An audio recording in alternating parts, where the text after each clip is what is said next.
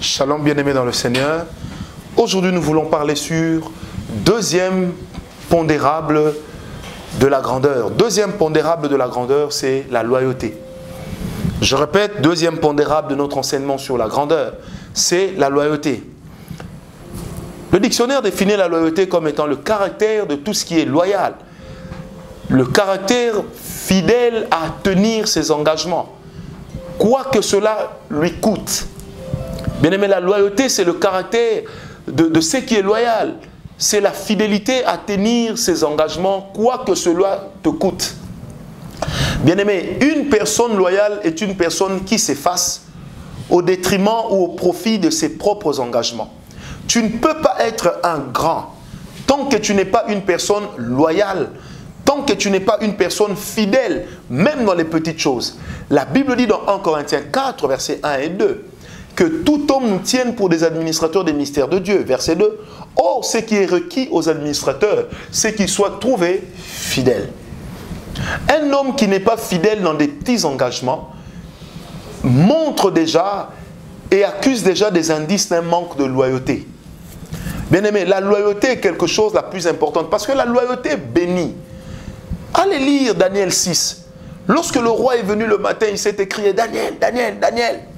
Est-ce que le Dieu auquel tu es loyal, d'autres versions disent, est-ce que le Dieu auquel tu es fidèle, t'a-t-il délivré de la main du lion? La Bible dit, Daniel dit, ô roi, vis pour toujours. Le Dieu que je sers m'a délivré. Il a envoyé son ange fermer la gueule du lion. Mais comment Daniel pouvait parler avec autant d'assurance? Et pourquoi le roi pouvait déjà prétendre que Daniel serait vivant au point de l'appeler sans le voir? Simplement parce que même le roi à l'époque, il savait qu'une personne loyale, même à l'égard d'une divinité, est une personne que la divinité protège. A fortiori le Dieu d'Israël qui est le véritable Dieu, le seul et l'unique que nous autres nous avons, celui qui nous a donné son Fils unique, Jésus-Christ. Bien-aimé, la loyauté c'est une marque de droiture vis-à-vis de la personne à laquelle elle est témoignée. La loyauté, c'est une affaire d'honnêteté sans faille. Un grand est une personne loyale.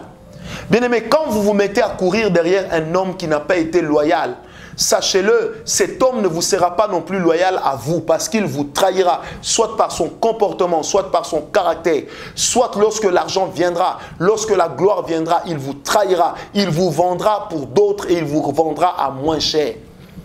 La loyauté, c'est une qualité qui est morale, c'est une qualité qui est spirituelle. Je répète, la loyauté, c'est une qualité qui est morale, qui est intellectuelle, qui est spirituelle. Parce qu'une personne loyale est une personne vraie. Une personne loyale n'est pas une personne hypocrite. Une personne loyale est une personne qui sait défendre les intérêts de la personne à l'égard de laquelle il la témoigne.